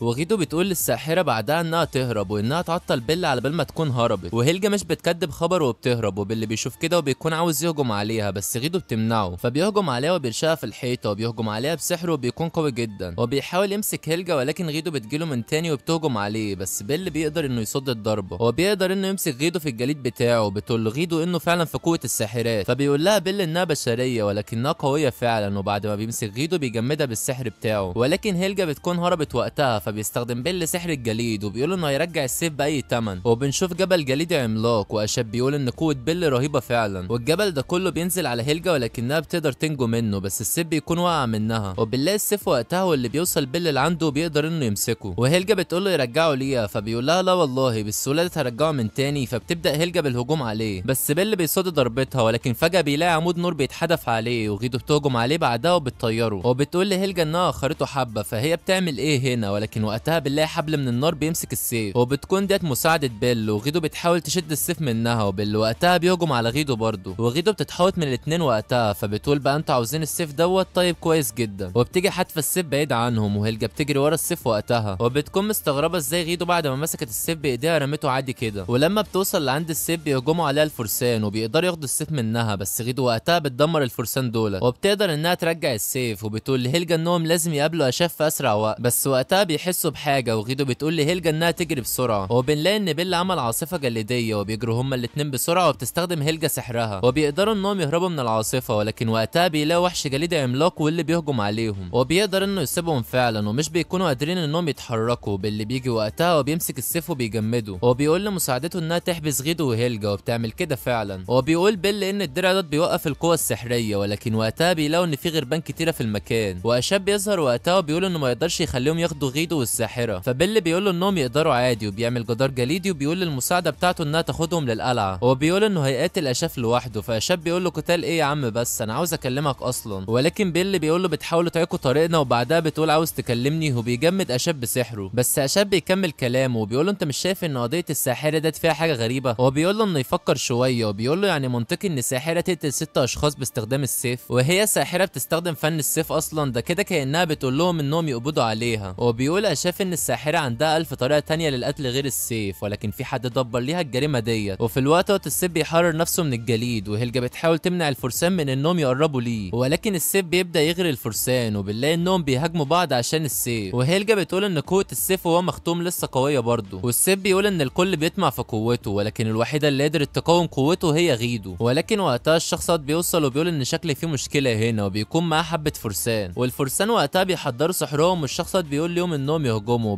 وقتها بيقول لاشاف انت قصدك ان في حد دبر لكل دوت، فبيقول له اشاف ايوه، وبيقول له انها منظمه كبيره بتسعى ورا الساحرات والاغراض القويه برضه، هو بيكون اسمهم الجلادين، فباللي بيقول له ان الجلادين انتهوا من زمن، فاشاف بيقول ليه انهم شغالين في الظلام فقط، ومحدش بقى عارف بوجودهم حاليا، هو بيقول له بقى انت متاكد ان محدش قرب ليكم الفتره الاخيره بوش مبتسم كده، هو بيل بيخاف وقتها وبيحاول يتواصل مع القلعه، ولكن محدش بيرد، فبيقول له اشاف انه المفروض يكون صدقه كده، ولكن وقتها بيتعرض بيل لهجوم ناري، والصدمه انها بتكون مساعدته، بيل بيحاول يدافع عن نفسه بسحر الجليد، ولكنه مش بيكون عارف، وده بسبب قوه مساعدته الناريه، وبتضرب المساعده النار على اشاف اللي مش بيتحرك بعدها، وبيل بيكون مستغرب انها بتعمل كده ليه، ولكنها بتقول ليه انها انضمت للجلادين، وانها عاوزه قوه السيف برضه، وبعدها بتحرق بيل عشان يموت، وفي الوقت الجلاد بيكون سيطر على الكل، وبيكون بيدور على هيلجا واللي بتكون مستخبيه، ولكن غيدو بتهجم على الفرسان عشان تهرب، بس في الاخر بيقدروا انهم يمسكوها، وبيبدا الجلاد في السيطره عليها، ولكن هيلجا بتظهر وقتها والسيف بيكلمها، هو بيقول ليها انها تسحبه الا هتموت، وانها ما قدامهاش حل تاني، وهيلجا بتقول وقتها ان حد غيرها يحتاج حاجه لفك ختم السيف، ولكن لو ماتت مش هيعرفوا يفكوا الختم ابدا، ووقت ما هي بتفكر بتحرر غيدو نفسها، والجلاد بيتصدم انه ما قدرش يسيطر عليها، وبتحرر الساحره برضه في الطريق، وبتقول ليها انها تعمل اي تعويذه تخرجهم من هنا، ولكن الساحره بتعرفها ان قوتها ضعيفه دلوقتي، وغيدو بتتعصب وقتها وبتقدر تاخد السيف، وبتكون هتهرب، بس واحد من الفرسان بيمسك هيلجا، واللي بتحدف غيدو لبعيد، وبتقول ليها انها تحمي السيف، وبتوع غيدو من القلعه وقتها، والجلاد بيجي لهيلجا وقتها وبيبدا يستخدم قوته عليها، وبيقول انه قريب جدا هيرجع السيف، وبعدها بنشوف غيدو اللي بتنزل للارض، والسيف بيقول ليها انها لازم تنقذ هيلجا، فبتقول له انها هتعمل كده، بس لازم تقابل اشاف الاول، وفعلا بتروح لارض المعركه، وبتشوف اشاف اللي بيكون لسه عايش، وبيقول ان بيل انقذه، وبعدها بيروح لبيل وبيلاقيه عايش، وبيبدا بعلاجه، فبتساله غيدو عن السبب، فبيقول لها اشاف انه هيساعدهم في القتال، وبيسالها عن اللي حصل في القلعه، فبتقول له ان الجلاد سيطر عليها، وباللي بيكون بيسمع كده، واشاف بيستخدم تعويذه الشفاء عليه، وبيقول اشاف ان الجلاد عاوز سيف الشيطان دلوقتي، وانه اكيد هيجي لهم قريب، وانهم ضعاف حاليا، فبيقول له بيل انهم لازم يخبوا السيف منه، فاشاف بيقول له انهم مش هيلحقوا، بنلاقي الجلاد والفرسان وصلوا لعندهم، وبيقول الجلاد انه لاقيهم بسهوله، فبيل بيشوف المساعد بتاعه وبيقول انه اكيد تحت سيطره الجلاد، فالجلاد بيقول له فعلا، وبيكون معاه اداه محرمه في ايده اللي بتمكنه من السيطره على اي حد بيلمسه، ولكن الجلاد بيقول انه ما يقدرش يسيطر على الساحرات للاسف، وان ديت المشكله بتاعت الايد اللي معاه، وبعدها بيقول انه لازم يضحي بحد عشان الاداه المحرمه تكمل شغلها، وبيضحي بالفرسان اللي معاه، وبيقول ان دوت تمن امتلاك اداه محرمه، ولكن وقتها هيلجا بتستخدم سحرها وبتقدر انها تفلت منه، واشاب بيهجم على الجلاد وبيقول لغيدو انها تاخد هيلجا والسيف ويهربوا، ولكن هيلجا بتقول لغيدو ان في حد وراها، وبتشوف غيدو الشخص دوت، بس مش بتلاقي حد، ولكن هيلجا بتستخدم قوتها وبتهجم عليها وعلى بيل اللي بيحمي نفسه بالتلج، ولكن المساعده بتاعته بتهجم عليه بالنار وقتها، والجلاد بيقول ان خداعهم سهل جدا، وانه قدر فعلا يسيطر على هيلجا، وهيلجا بتكون اخدت السيف وقتها وبتعتذر لغيدو عن كل حاجه، وبعدها بتروح للجلاد وبتسلم السيف ليه، والجلاد بيقول انه اخيرا معاه السيف اللي هيديه القوه المطلقه، وبيل بيحاول يقنعه انه ما يفكش ختم السيف وبيقول له انه هيسبب دمار ملوش نهايه، ولكن الجلاد ولا بيهتم وبيسحب السيف، ولكن مفيش اي حاجه بتحصل. وبيقول الجلاد بعدها ان سحب السيف مش بيفك الختم وانه لازم يعمل حاجه تانية، وبيقول انه يعرف حاجات كتيره عن السيف وهيلجا، وبيقول ان هيلجا المفروض كانت تخبي السيف في مكان سري، ولكن ليه يا ترى كانت بتتجول بيه كده من غير حمايه، وبيقول ان ده بسبب ان المخبأ بتاع ساحرات السيف اتدمر، فبتتعصب هيلجا وقتها وبتقدر تخرج من سيطرته، بس بيمسكها الجلاد من تاني والسيف بيقول له اياك تعملها، ولكن الجلاد بيطعن هيلجا في قلبها وبيقول انه لازم يضحي بقلب ساحره عشان يفك الختم، وبيرمي هيلجا بعدها واللي اشاب بيمسكها، وبنشوف ان الختم بتاع السيف بدأ يتحرر، وبتفتكر هيلجا وقتها ذكرياتها مع السيف، وبنعرف انها كانت عايشه مع اخواتها وامها وانهم كانوا مكلفين بحمايه السيف، وكانت هيلجا وقتها في المكان اللي مخبيين فيه سيف الشيطان، ولكنها بتحس بحاجه وقتها فبتاخد السيف وبتروح للبيت بتاعهم، ولكنها بتلاقي ان كل الموجودين بيقتلوا ببعض، واختها بتجيلها وقتها وبتقول لها انها لازم تهرب وان في ناس اسمهم الجلادين جم عشان السيف وقدروا يسيطروا على امهم، وبتقول لهيلجا انها لازم تحمي السيف، وفعلا بنشوف هيلجا اللي بتهرب بالسيف والجلادين بيعذبوا اختها عشان تعرفهم مكانها، ولكنها مش بتقول حاجه ليهم فبيقتلوها وقتها، والسيف بيقول لهيلجا انها لو حابه تنتقم منهم فكل اللي عليها انها تسحبه، ولكن هيلجا بتقول انها مش هتعمل كده ابدا. وفي الوقت الحاضر بنشوف قوه السيف واللي بيقسم القلعه نصين، وبيل بيقول انه قطع المدينه كمان، فاشاف اللي بيعالج هيلجا بيقول ان مفيش حاجه ما يقدرش يقطعها، وبنشوف شكل سيف الشيطان وقتها واللي بيكون عنده قوه مرعبه، والجلاد بيقول للسيف انه يقتل كل اعدائه اللي هنا، ولكن السيف مش بيتحرك وبيبص له كده، واشاب بيقول له ان شكله مش عارف سيف الشيطان، ولكن الجلاد وقتها بيضحك وبيقول له ان السيف يقدر يدمر العالم ويقدر كمان انه يهاجم اي شخص الا الشخص اللي فك الختم عنه، والجلاد بيقول انه عارف ان السيف مش هيخضع عليه ولكنه معاه الاداه المحرمه واللي هيقدر بقى يسيطر على السيف، فشاب بيقول له انه غلطان في الحته ديت، وبنشوف السيف وقتها واللي بيهاجم الفرسان وبيقطع فيهم بسهوله، واشاب بيقول ان الاداه المحرمه بتتحكم في قلوب الاعداء وبتخليهم يخافوا من الجلاد وانهم ممكن يسمعوا كلامه كمان، ولكن السيف دوت ما عندوش قلب بل ما عندوش غير جسمه القوي دوت ورغبته في التدمير وبس، وبيقول له اقنعني بقى ازاي هتسيطر على وحش بالشكل دوت، فبينصدم الجلاد وقتها والسيف بيهاجم ابطالنا وبيل بيحاول يحميهم، ولكن الجليد بتاعه مش بيتحمل، والجلاد بيقول انه عاوز تضحيات اكتر عشان يقوي الاداه المحرمه بتاعته، وبيقول ان اكيد في طريقه للسيطره على السيف، والسيف وقتها بيكون مليان بالغضب وبيدمر كل حاجه حواليه، وهيلجا بتصحى وقتها واشاب بيكون قدر انه ينقذها وبيعرفها ان الختم اتفك، وبيل بيكون بيحاول يكبح قوه السيف وقتها، وهيلجا بتقول لهم ان مفيش اي فايده وانهم لازم يهربوا بسرعه، ولكن غيدو بتيجي وبتقول لاشاف انه يعالج رجليها، فاشاب بيقول لها ان مفيش داعي لكده، وده لانها مش هتقاتل بجسمها دوت، وبيقول ان السيف هيدمر كل حاجه وان بيل مش هيقف كتير قدامه، عشان كده هم محتاجين لقوه غيدو دلوقتي، وان كمان هم عندهم ساحره هنا، ووقتها غيدو بتلمس الساحره اخيرا واللعنه بتخرج من غيدو وقتها، والسيف بيكون مبهدل بيل على الاخر، ولكن بيل بيشوف اللعنه وقتها واللي بتدخل بعدها في التابوت، واخيرا بيطلع غيدو بكامل قوته المرعبه، وهيلجا بتكون مستغربه الشخص ده جه منين، وبيل بيحس بخطر بيقرب منه، وبنشوف غيدو اللي بيكسر الجدار الجليدي، وشكلنا هنشوف معركه من الاخر، واشاب بيقول لغيدو ما تقتلش السيف وانه عاوزه حي، فهيلجا بتقول له تنيل، وبتقول له ان الساحرات ما كانوش خاتمين السيف من فراغ يعني، لا ده بسبب قوته المرعبه، وبتقول له ان مفيش حاجه ما يقدرش يقطعها، فبيقول لها شاف انه عارف كده كويس ولكنها غلطانه في حاجه، وبنشوف السيف اللي بيهجم على غيدو، ولكن غيدو بتقدر انها تعكس الضربه وبتكون غيرت الاتجاه بتاعها، والسيف بيهجم عليها تاني ولكن نفس الشيء بيحصل، وبيل بيهاجم السيف وقتها وبنشوف انه عمل جبل من الجليد فوق منه وبينزله على السيف فعلا، ولكن السيف بيقسم الجبل لنصين وغيدو بتمسك نص فيهم وبترجعه للسيف تاني، بس السيف بقوته بيشرح الهجمه لقطع صغيره، فبيل بيتحكم فيهم وبيرجعهم على السيف من تاني وبيستخدم كل قوته، وده عشان يغلب السيف، وبيحاوطه فعلا ولكن السيف بيجمع قوته وبيخلص على الوحوش بتاعه بيل، ولكنه بيلاقي ضربه من غيدو، وبيل وقتها بيحضر وحش جليدي عملاق وبيهجم بيه على السيف، بس انت بتعمل ايه يا صاحبي؟ انت بتقاتل وحش قادر يقطع اي حاجه، والصدمه كمان انه بيكون قدر يجرح غيدو، والسيف وقتها بيحضر كل قوته وده عشان يخلص على غيدو، ولكن غيدو كمان بتكون اتعصبت جامد، والسيف بيهجم على غيدو بسرعه ولكن غيدو بتقدر انها تصد الضربه بايدها، والتصادم بتاعهم بس بيعمل انفجار جامد، وبنشوف بعدها السيف واللي بيكون بكامل قوته، ولكن غيدو بتكون ماسكاه وبتحضر قوتها وبتديله ضربه من الاخر حرفيا وبتكسر وشه، هو بيفتكر السيف ذكرياته وقتها، وبنعرف ان سبب غضبه وكرهه للبشر هو انه حب ساحره، ولكن الساحره دي قدرت انها تخدعه وختمته لانه كان خطير جدا وكان بيقتل ناس كتير، والسيف في الوقت ده بيكون جايب اخره خلاص وجسمه بيتفتت بسبب الضربه بتاعت غيدو، وبيقول السيف انه ما تخيلش ان في حد عنده القوه لهزيمته، ولكن بيقول كويس انه اتهزم قبل ما يقتل هيلجا، وبيتفجر السيف بعدها، وبكده يكونوا خلصوا من خطر السيف، وبنشوف الناس وقتها واللي بيكونوا في حاجز حمايه، والجلاد بيجي بيجي عندهم وبيقول لهم انهم يساعدوه يدخلوه معاهم، ولكن في غراب بيوصل لعنده، وبنشوف اشاف اللي بيقول لغيدو على مكانه، وغيدو بتحدف حجر لمسافه بعيده جدا وبتقدر انها تطير ايد الجلاد اللي فيها الاداه المحرمه، ولكن اشاف بيقول ليها انه قام من تاني، فبتقوم راميه كمان حجر وبتقعد تتسلى عليه، وبعدها بيقبضوا عليه وعلى كل الخونه اللي معاه. وبيل بيسال الجلاد عن السبب اللي خلاه يسعى للسيف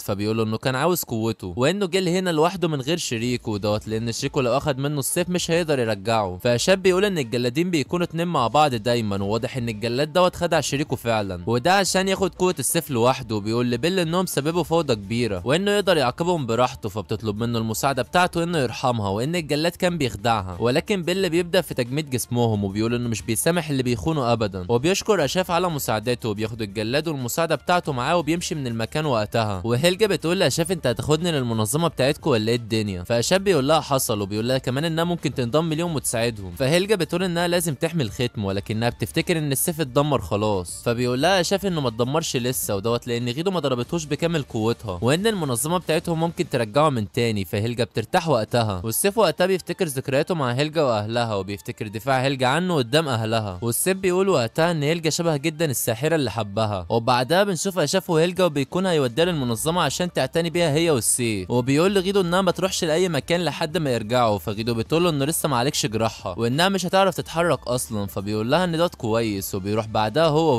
وهيلجا بتقول له انت ليه ما جبتهاش معانا؟ فبيقول لها شاف انها مش بتحب المنظمه بتاعتهم، ولكنها انضمت ليهم عشان تحقق الهدف بتاعها وبس. وفي الوقت بنشوف حبه عيال واللي بيقولوا انهم شافوا ساحره وبيكونوا خايفين جدا، فغيدو بتنزل ليهم وقتها وبتسالهم عن مكان الساحره ديت، فالعيال بيخافوا منها وبيقرروا يودوها لمكان الساحره، وبيوصلوا فعلا للمكان. وغيدو بتدخل وقتها ولكنها بتلاقي ست عجوز وبتفكرها الساحره، وبتحاول تهجم عليها ولكن اصابتها بتمنعها وبتقع على الارض. والكلب بتاع الست بيهجم على غيدو هو والقط بتاعها، ولكن الست بتوقفهم. وغيدو لما بتقرب منها الست بتعرف انها مش ساحره. وفي الوقت عند شاب بيكون بيكلم واحد من المنظمه، وده عشان ياخدهم للمقر الرئيسي. وهيلجا بتقول له يعني ده مش المقر الرئيسي؟ فبيقول لها اشاف حصل، ولكن الشخص بيقول لاشاف انه وصل له رساله، واشاف بيتصدم لانها باللون الاسود، ولما بيقراها بيتجنن حرفيا، وبيقول لهيلجا انها تستناه هنا. وفي الوقت بتكون الست بتعمل اكل لغيدو اللي معاها، وغيدو بتكون متعصبه وقتها، وده لان جراحها لسه منعاها من القتال. ولكن وقتها بيدخل شخص للبيت اللي هم فيه، وغيدو ما بتكونش حست بوجوده، والشخصات بيخفي اتنين من الاولاد بالرداء بتاعه، وبتشوف غيدو القناع بتاعه، فبتعرف غيدو وقتها انه جلاد. وبعدها بنشوف البيت اللي بيكون فاضي، وبنشوف غيدو وقتها واللي بتكون واقعه على الارض، والجلاد بيقول ليها ان المكان مفصول عن العالم بتاعهم، وان العالم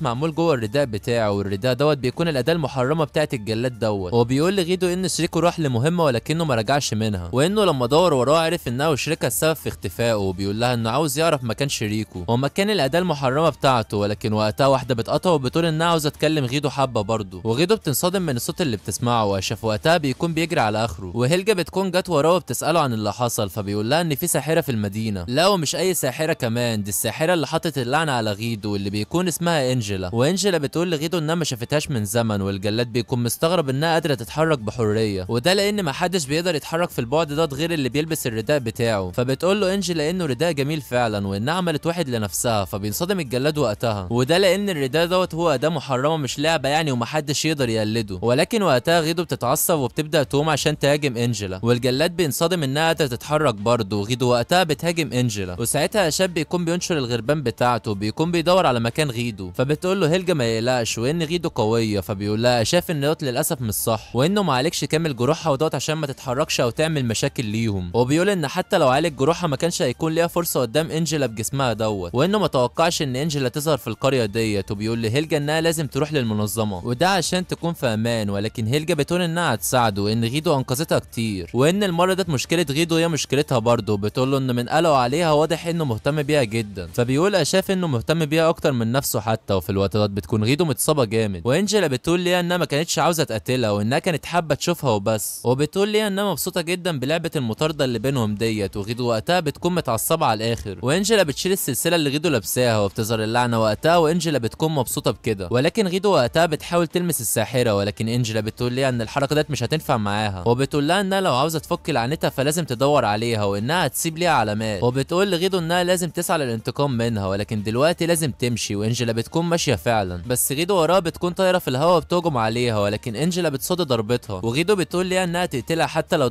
كلفها حياتها. فانجلا بتقول انها هتستناها، وبتيجي ضربه غيدو بسحرها. وفي الوقت بيكون اشاف وهيلجا وصلوا بيوصلوا للبيت اللي غيدو دخلته، وبيلاقي غيدو هناك واللي حالتها بتكون صعبه جدا، وهيلجا بتلاقي الجلاد واللي بتكون انجلا غلبته، واشاب بيقول ان انجلا قويه فعلا وانها غلبت الجلاد بسهوله، فهيلجا بتنصدم وبتقول له انت قصدك انجلا مين؟ فبيقول لها انه يقصد انجلا ساحره الاصل وانها من اقوى الساحرات الموجودين حاليا، فبتقول هيلجا ان كده غيدو اختارت خصم صعب لنفسها، فبيقول لها اشاف فعلا، وبعدها بنشوف اشاف واللي بيجهز الاكل لغيدو ولكنها مش بتكون اكلته، وبتساله عن انجلا وهل عرفوا مكانها ولا لسه، فبيقول لها اشاف انهم لسه ما يعرفوش حاجه عنها، ولكن بيقول لها انها لازم تاكل عشان ترجع اقوى، فبتقول له غيدو انه ما يمثلش عليها وان رجليها ودراعها ما كانوش بيستجيبوا ليها وقتها، ودوت بسبب انه ما عالجش جروحها بالكامل، وبتكون غيدو متعصبه منه على الاخر، فبيحاول اشاف يوقفها ولكنها بتهجم عليه، وبيحاول اشاف يصد ضرباتها ولكنها بتديله رجل بترشقه في الحيطه، وبيكون اشاف اتصاب جامد، وغيدو بتقول انها مش هتخليه يضحك عليها مره تانيه بكلامه، فبيقول لها اشاف انه ما حاولش ابدا يعمل حاجه عشان يأذيها، وانه كان خايف انها تعمل مشاكل مش اكتر، وبيعرفها انه بيكره انجلا زيها وانه مش عدو ليها ابدا، فبتسيبه غيدو وقتها وبتقول له انه يمشي دلوقتي، فبيقول لها والله كان بود امشي بس لسه عالج عظم اللي اتكسر دوت، وبيقول لها ان دوت بيفكروا بزمان قبل 3 سنين وقت ما شافها لاول مره، وبنرجع ل3 سنين ورا وبنشوف اشاف اللي بيكون رايح لمدينه عشان فيها ساحره، وبيقول ان الساحره كانت عايشه لفتره طويله من غير ما تعمل حاجه، ولكن من حبه وقت بدات المشاكل تحصل، وبيوصل للمدينه بعدها، ولكن وقتها بيلاقي بنت غريبه شايله تابوت وبيحس بشعور غريب تجاهها، وبنلاقي بعدها 2 اخوات ماشيين في المدينه، ولكن الشخصيات بيمسك اخو البنت وبيكون متعصب لان الساحره قتلت البار بتاعه، ولكن اخو البنت بيحاول يعرفه انها ملهاش دخل، وصاحب المزارع كمان بيقول له انه يوقف اللي بيعمله، ولكن المزارع بيقول له انه مفيش بشر يقدروا يقتلوا الحيوانات بالطريقه دي، ولكن واد كده بيجي وبيكون يعرف الساحره واخوها وبيقول ان البنت ما تقدرش تعمل كده، بس المزارع مش بيقتنع برضه، فساعتها شاب بيتدخل وبيسال الواد الصغير ليه ما تقدرش تعمل كده، فبيقول اخوها لا شاف انها ساحره ضعيفه وما تعرفش تعويذه واحده حتى، فالمزارع بيقول انها اكيد بتخدعهم، فساعتها شاب بيستخدم السحر بتاعه وبيقول للاتنين المزارعين انهم يمشوا من المكان، وفعلا بيعملوا كده والعيال بيندهشوا من اشاف، واشاف بيقول للساحره انه هنا عشان يحميها، بس وقتها بيسمع اشاف صوت وبيلاقي البنت اللي شايله التابوت ضربت المزارعين، فبيتجهز بعدها لاستخدام سحره، وغيدو طبعا اول ما بتشوف الساحره بتحاول انها تهجم عليها، ولكن اشاب بيصد ضربتها، بس غيدو بتكسر الدرع بتاعه واشاب بيستخدم الغربان بتاعته عشان يبعدها، ولكن غيدو بتكون مصره على اخذ الساحره، فبيقول لها اشاف انت ليه عاوزه الساحره قوي كده، فبتيجي غيدو وقتها ظهر علامه اللعنه وبتسالها لو هي فاكره العلامه دي، فبتتفاجئ البنت وقتها، فبتقول غيدو ان شكلها افتكرتها فعلا، ولكن وقتها بيظهر وحش من العدم وبيكسر درع اشاف وبيهجم على غيدو وبيطيرها، وبعدها بيختفي والناس بيكونوا شافوا اللي حصل وبيكون كرههم للساحره بقى اكبر بكتير، وبعدها بنشوف اشاف اللي بيكون في بيت الساحره واخوها بعد ما هربوا من اهل القريه، وبيكون اشاف مكتف غيدو بالسحر ودوت عشان ما تعملش اي مشاكل ليهم، وبيقول ليها انها قويه جدا وانها حتى مش بتستخدم السحر ولكن قوتها الجسديه مجنونه، وبيقول اشاف ان العلامه ديت بتدل انها ملعونه من ساحره، وبيقول انها اكيد فاكره ان الساحره ديت هي اللي لعنتها، واخو الساحره بيعرف اشاف وقتها ان اخته مش بتقدر تتكلم، فاشاف بيقول عشان كده ما تقدرش تعمل تعويذه واحده، وبيقول اشاف ان السحر بيتعمل عن طريق كتابه الحروف على الحاجات، ولكن في سلاله من السحره بيكونوا استثناء زي حاله الساحره ديت واللي اسمها لونا، وبيقول انها بتستخدم السحر الصوتي واللي بيكون بيعتمد على الكلام، وبيقول انها طالما مش بتقدر تتكلم يبقى هي مش هتقدر تستخدم السحر برضه، وبيسال اشاف غيدو لو كانت لسه فاكره ان لونا هي الساحره اللي حطت عليها اللعنه، فغيدو بتقول له انها ما تعرفش ودوت لان الساحره اللي لعنتها بتقدر تغير شكلها، وبتقول له ان كمان لو لونا ما تقدرش تستخدم السحر يبقى ايه الوحش اللي هاجمها دوت، فبيقول لها شاف ان كلامها حلو ولكن معنى كده ان في اعداء ليهم هنا، وبيقول ان عدوهم دوت ذكي لانه اظهر الوحش قدام الناس كأن لونا هي اللي عملته، وبكده لو حصلت حوادث اكتر الكل هيقول ان الساحره هي السبب، واشاب بيسالهم بعدها لو في حد تاني بيقدر يستخدم السحر في المدينه، فالعيال بيقولوا ان مفيش حد، وبيقول اشاف ان الحوادث بدات تحصل من شهر وانهم لازم يعرفوا لو في حد غريب وصل المدينه في المده ديت، فساعتها الولد دوت واللي اسمه لويد بيقول ان هو ابوه جم للمدينه ديت من حوالي سنه، فاخو لونا بيقول ان مستحيل لويد يكون ليه يد بحاجه وان ابوه برضه طيب وبيساعدهم، فاشاب بيقول له ما تخافش وان لويد وابوه جم من مده طويله جدا، وبيقول اشاب بعدها لونا انه يقدر يحميها هي واخوها لو جم معاه للمنظمه بتاعتهم، وبعدها بقى بنشوف لونا واخوها اللي بيكونوا بيفكروا في عرض اشاف وانهم يروحوا معاه للمنظمه بتاعته، بيكون اشاف ادالهم فرصه يوم عشان يفكروا في العرض بتاعه، واخو لونا بيسالها لو هي واثقه في اشاف، فبتعرفوا لونا انها بتثق فيه، فبيقرروا بعدها انهم يروحوا مع اشاف فعلا، وفي الوقت ده بيكون اشاف مع غيدو اللي بتعرفوا انها عرفت ان لونا مش الساحره اللي لعنتها ولكنها مستغربه ليه اتفاجئت لما شافت علامه اللعنه، فبيقول لها اشاف مش يمكن عندها علامه زيها، وبيقول لها ان سحرها في صوتها وهي مش بتقدر تتكلم وان ده شيء غريب فعلا الا لو ساحره تانية عملت عليها لعنه، فكده الموضوع هيبان منطقي وان سحر الصوت هو اقوى انواع السحر وان ممكن ساحره تانية تكون خافت منها فعملت عليها لعنه، فبتقول له غيدو ان فك اللعنه شيء صعب جدا وانها لازم تلاقي الساحره اللي لعنتها، ولكن اشاب بيقول لها ان في طريقه تانية بتفك اللعنه بشكل مؤقت، مؤقت. بس قبل ما يكمل كلامه بيسمعوا صوت عالي وبنشوف ان في بيت بيكون متدمر، ولويد بيكون واقف وسط الناس فبيسأله اشاف عن اللي حصل، فبيقول له ان الوحش ظهر مرة تانية وان هو اللي دمر البيت دوت، والناس وقتها بيقولوا ان كل ده بسبب الساحرة. ولويد كمان بيقول لاشاف ان في صائد ساحرات بقناع غريب كده ظهر من حبة، وانه اخد الناس ورايحين لبيت لونا عشان يقتلوها دلوقتي. فاشاف بيستخدم الغربان عشان يشوف ايه اللي بيحصل، وبيلاقي ان صائد الساحرات دوت عبارة عن جلاد، وبيقول اشاف انهم لازم يلحقوا لونا بسرعة، ولويد بيقول انه جاي معاه. بس اشاف بيلف وبيضرب النار على لويد وبيقول ان الجلادين بيشتغلوا بشكل ثنائي، فبيضحك لويد وقتها وبيكون صد الرصاص، وبيقول لاشاف انه ذكي فعلا لانه كشفه. واشاف بيكح دم ولويد بيكون قدر انه يصيبه، وبيطلع الوحش بعدها وبيهجم على اشاف. وفي الوقت عند اخو لونا بيكون الجلاد وصل ليه، ولونا وقتها بتكون بتجمع في الخشب، وبنشوف اشاف بعدها اللي بيكون متصاب من الهجوم بتاع الوحش، وغيدو وقتها بتيجي ليه وبتقول له يعرفها ازاي هتفك اللعنه بشكل مؤقت، فبيقول لها انها لو عاوزه تعرف لازم تحمي لونا. فبتقول له غيدو انت متوقع ان انا احمي ساحره؟ فبيقول لها انها لازم تعمل كده ودوت لانها المفتاح لفك ختم اللعنه. وفي الوقت بتكون لونا وصلت البيت وبتلاقي ان الجلاد واهل القريه عذبوا اخوها وبتنهار وقتها، والجلاد بيقول لاهل القريه انهم يمسكوها وبيعملوا كده فعلا. ولويد بعدها بيوصل لعند شريكه، والجلاد بيروح على لونا وبيلاقي ان في لعنه عليها فعلا، وبيقول انهم كده مش هيعرفوا ياخدوا قوتها وانهم ضيعوا سنه كامله على الفاضي. وبيكشف الجلاد وقتها عن هويته للونا وبتنصدم لما بتعرف انه ابو لويد، وبيقول الجلاد ان مفيش فايده منها دلوقتي وانهم هيخلصوا عليها وخلاص. ولكن وقتها غيدو بتوصل وبتضرب الاتنين اللي ماسكينها وبتبعد الجلاد عنها، وبتكون متعصبه لانها بتحمي ساحره، فبيقول لها الجلاد انها للاسف كمان هتموت معاها، وبيستخدم اداته المحرمه وبيهجم بيها على غيدو، ولكنها بتصد الضربه بالتابوت بتاعها، وبتقول للونا انها تهرب بسرعه. ولكن وقتها لويد بيهجم على غيدو بالوحش بتاعه وبيقدر يصيبها، وبيكون الجلاد هيخلص على الساحره، ولكن غيدو بتقول لها انها تهرب، فبيستخدم الجلاد قوته وبيحرق غيدو بالنار وبيحدفها لبعيد، وبيقول ان لونا مستحيل تهرب من غير اخوها، ولونا بتكون متعصبه وقتها، والجلاد بيكون عاوز يخلص عليها، بس اشاب بيوصل وقتها وبيحميها، وبيقول ليها انها لازم تروح لغيدو دلوقتي وتعمل اللي هيقول عليه. وفعلا بنشوفها عند غيدو وبتلمسها زي ما اشاف قال لها، ووقتها بيتفتح التابوت واشاب بيكون طالع عينه وهو بيواجه الجلادين لوحده، وقبل ما الجلاد يقتله بتتدخل غيدو وقتها وبتطير الجلاد حرفيا، ولويد بيستخدم الوحش بتاعه ضد غيدو، بس غيدو بتديله ضربه من الاخر وبتبخر الوحش بتاعه في ثواني، واشاب بيكون مصدوم من قوه غيدو وقتها. ولكن ساعتها الجلاد التاني بيهجم على غيدو بالنار وبيقول لاهل القريه انهم يقتلوا الساحره، ولكن غيدو بتقول له انه غبي. وقتها بنشوف لونا اللي بتستخدم سحرها وبتقول للناس انهم يقفوا في مكانهم، والناس فعلا مش بيقدروا يتحركوا، وبعدها بتوقف النار اللي بتحرق البيت، واشاب بيقول انهم لما لمسوا بعض اللعنه اتفكت عنهم هما الاتنين. وبعدها بنشوف لونا اللي بتستخدم سحرها على الجلاد وبتقول ليه انه يتبخر، وفعلا الجلاد بيختفي. وبعدها بنشوف اخو لونا واللي بيكون اشاف قدر انه ينقذه، واشاب بيقول ان قوه لونا جامده جدا فعلا، وبيسال غيدو هتعمل ايه دلوقتي، وان الطريقه دي بتشتغل بشكل مؤقت زي ما قال، وانها لازم تلاقي الساحره اللي حطت عليها اللعنه وده عشان تخلص الموضوع خالص، وبيقول لها انها ممكن تنضم ليه لو حابه، وانه هيساعدها عشان تلاقي الساحره اللي لعنتها. فبتقرر غيدو وقتها انها تنضم ليه فعلا. وبنرجع بقى للوقت الحالي، وبيقول اشاف لغيدو انهم عدوا بلحظات كتيره صعبه من وقتها، وان اللي هي فينا وبتغضب مش اكتر، وانه متفاهم كده كويس. وبيقوم بعدها وبيقول ان لسه عندهم رحله طويله لازم يخلصوها، وان انجيلا بقت عدوه ليهم هما الاتنين. وبعدها بقى بنشوفهم هما رايحين لمكان كده، وبيقول اشاف ان المكان دوت يعتبر حفره بلا قاع، وانه من اغرب الاماكن اللي في العالم بتاعهم، وان محدش يقدر يدخل للحفره ديت، ولكن بيقول انه يقدر ياخد اذن بالدخول، وده بمساعده من المنظمه بتاعتهم. وبيدخل بعدها وبيقول ان الحفره ديت مليانه بالطبقات، ولكن هما ينزلوا للطابق الرابع. وبيقول ان انجيلا حفرت رقم الطابق على جسم الجلاد وقتها، وانهم لو عاوزين يلاقوا انجيلا فلازم يبداوا تدوير من هناك، وبينزلوا فعلا للطابق الرابع، وبيقابلهم شخص هناك واللي بيقول له اشاف انه يوديهم لغرفه الملابس، وفعلا بيروحوا على هناك. وبيقول اشاف للشخص دوت انه عاوز لبس للطبقه المتوسطه، وبيقول له كمان انهم عاوزين عربه ودوت عشان التابوت دوت. وبيقول اشاف كمان انهم عاوزين اللبس يكون اسود، فبينصدم الراجل وقتها، ولكن اشاف بيقول له انه ما يخافش، فالراجل دوت بيقول له تمام. وبعدها بيكونوا خلصوا لبس وبيكونوا متجهين لبوابه الطابق الرابع، وبيقول اشاف لغيدو ان رحلتهم الحقيقيه هتبدا دلوقتي، وانها تتجهز لان الطابق دوت خطير جدا، ولكنهم في الاخر هيلاقوا انجيلا وهيفكوا اللعنه بتاعت غيدو اكيد.